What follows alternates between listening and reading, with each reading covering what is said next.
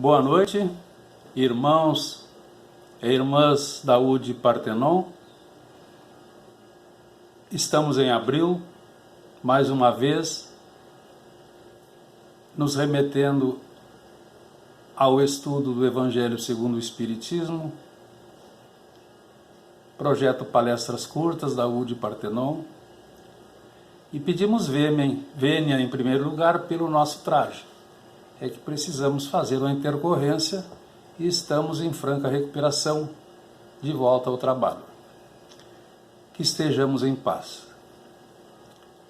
O tema para hoje é o item 11 do Evangelho segundo o Espiritismo, capítulo 7, uma bem-aventurança. Bem-aventurados os pobres de espírito. Então nós encontramos nas instruções dos Espíritos o orgulho e a humildade. E os amigos espirituais então nos informam sobre a humildade, que a humildade é uma virtude muito esquecida entre nós. E eles também nos dizem que sem a humildade nós nos cobrimos de virtudes que não temos. É como se, num exemplo rápido, usássemos um vestuário para cobrir alguma deformidade física. Então esse amigo espiritual nos informa: o orgulho é o terrível adversário da humildade. É o pai de todos os vícios, demonstração inequívoca da estatura moral evolutiva do espírito que viaja pela eternidade. E aí então nós começamos a nos questionar como nós podemos definir a humildade. Então, segundo a veneranda doutrina espírita, a humildade é uma virtude. Virtude esta que nivela todos os homens, eliminando sim a falsa ideia de superioridade de uns frente aos outros, propiciando o progresso espiritual, que aí sim aproxima todos de Deus. Mas nós podemos ser caridosos sem humildade?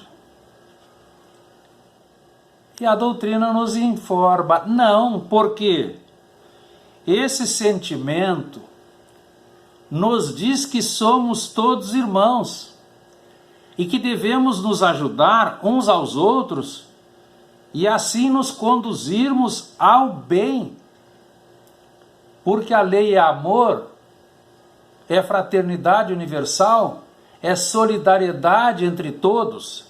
Então não é possível ser humilde sendo orgulhoso, porque a humildade nos eleva moralmente.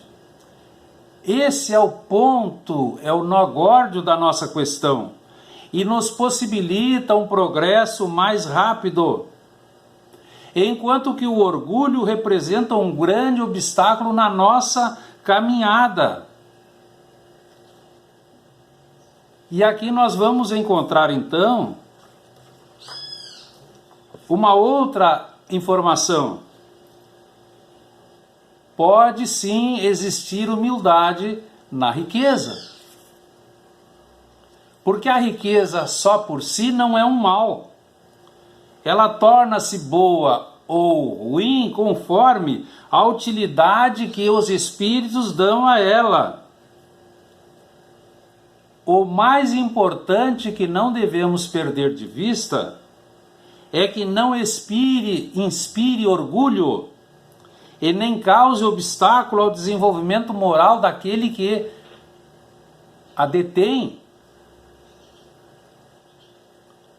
Então precisamos expulsar com todas as forças o orgulho da nossa intimidade, porque a consequência do orgulho é transtorno, transtornos na vida social, rivalidade das classes, rivalidade entre os povos, causando intrigas, ódios, guerras e uma infinidade de males.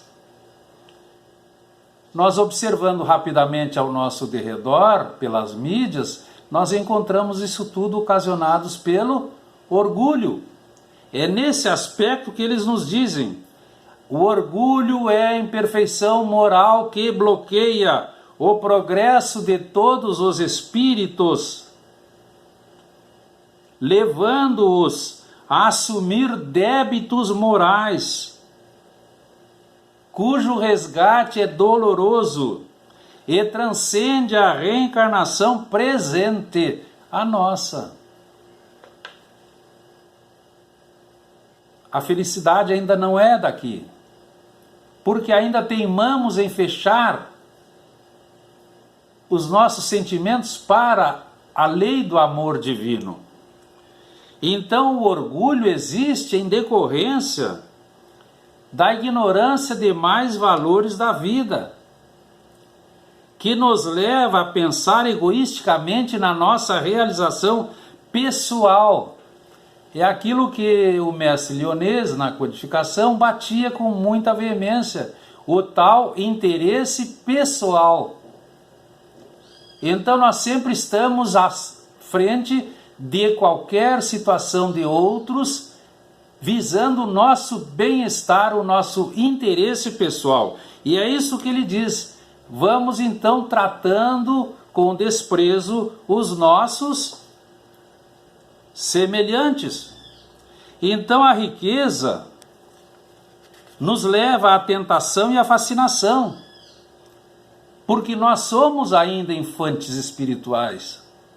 Mas se tivermos humildade, quando formos orientados pela humildade, e quando regularmos as nossas ações com critério e moderação, essa riqueza tornar-se-á um grande bem. Porque, como vimos há pouco, o orgulho tem coberto de sangue e ruínas o mundo desde o início. E é o orgulho ainda que origina os nossos padecimentos no plano espiritual. Não tenhamos dúvida disso. Então esse orgulho, que ainda teimamos em agasalhar, que acarinhamos, que temos medo de abandonar, ele é o mais terrível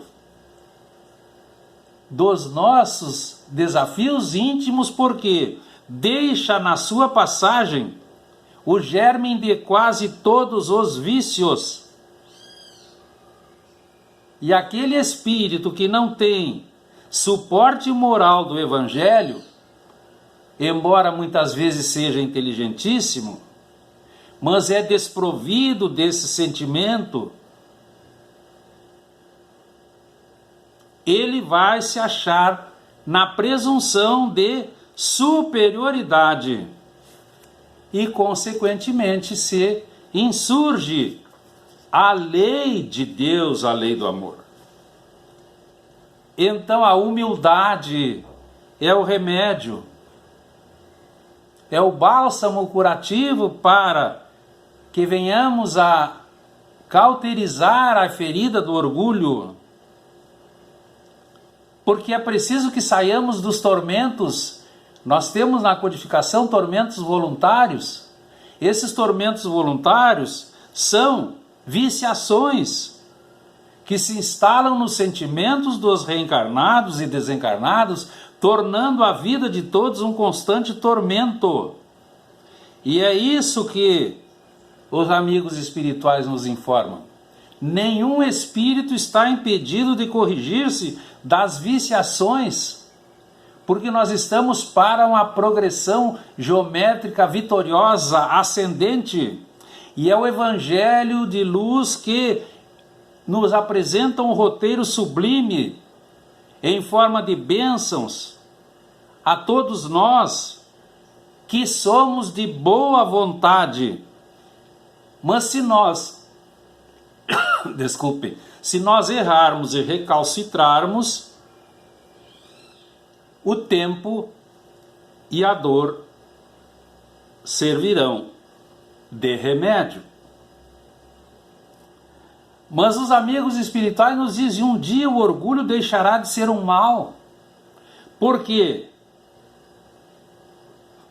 Porque a justiça divina reserva processos de correção mediante reencarnações adequadas. Então é preciso que nós compreendamos, é preciso ser caridoso, é preciso ser humilde para com o próximo, desprovido de qualquer pretensão. Vamos encontrar então que as posições sociais de destaque não são condenáveis, porque elas são naturais na sociedade em que nós vivemos e oferecem ocasião para que superiores e subalternos guardem relacionamentos fraternos e mantenham um respeitoso distanciamento. Isso tem que ser recíproco. O que é condenável são os abusos daqueles que ocupam tais posições.